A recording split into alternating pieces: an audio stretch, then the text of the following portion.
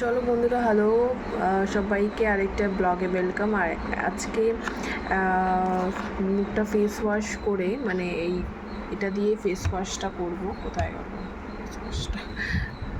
এইটা মনে হয়, হ্যাঁ, সুবর্ণা দিয়ে ফেস ওয়াশ করে আর তারপরে তো তনুরুচি ফেস প্যাকটা লাগাবো। ঠিক আছে, তো দেখতে থাকো, সঙ্গে থাকো। এটা 45 মিনিট মতন রাখতে হয়, দেখেছি ভিডিও দেখে দেখে মুখস্থ করে আমি ভিডিওটাই বানাচ্ছি। কারণ সব কিছুই আগে তৈরি করার আগে স্টাডিটা করে নেওয়াটা উচিত। ভুলভাল কাউকে ইনফরমেশন দেওয়াটা উচিত না। তো নিজে স্টাডি করেই আমি এটা কিন্তু অ্যাপ্লাই করছি। তো প্রথমে ফেস ওয়াশটা, যেটা পাউডারটা আছে ভেতরে, এটা নিয়ে তোমাদের সামনে এখনও সিলও খুলছি।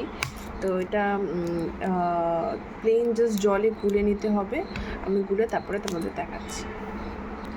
এই দেখো, ঢেলে নিলাম আমি পাউডার টেক্সচারটা। এটার মধ্যে জল দিয়ে আমি গুলে নিই। ঠিক আছে, কারণ এটা কাদা কাদা করে গুলতে বলেছে। অ্যান্ড ফেস ওয়াশ এরকম টেক্সচার আমি প্রথমবারই ইউজ করছি। আর এতদিন ধরে জাস্ট যেরকম রেডিমেড ফেস ওয়াশ হয় লিকুইড ফর্মে, সেটা ইউজ করেছি। তো জানি না কি হবে, দেখা যাক। হোপ ফর দ্য বেস্ট, যেন জিনিসটা কাজে দেয়। হ্যাঁ, অনেক আশা নিয়ে এগিয়ে চলেছি। প্রথম দিন আমি এটা ইউজ করবো। তো ওটা খুলে নিই, তারপরে তোমাদের দেখাচ্ছি। তো জাস্ট মুখটা একটু জল দিলাম, জাস্ট, আর কিচ্ছু না।